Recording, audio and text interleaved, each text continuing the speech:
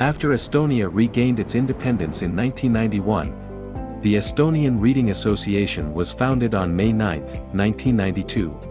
We are members of the International Literacy Association and the Federation of European Literacy Associations. The Estonian Reading Association is open to everyone interested in supporting the formation and development of literacy, joy of reading and writing in all ages, with different backgrounds, opportunities and special needs, all the while considering the changing needs of the society. International conferences have provided an opportunity for professional idea generation and exchange of specialists from around the world.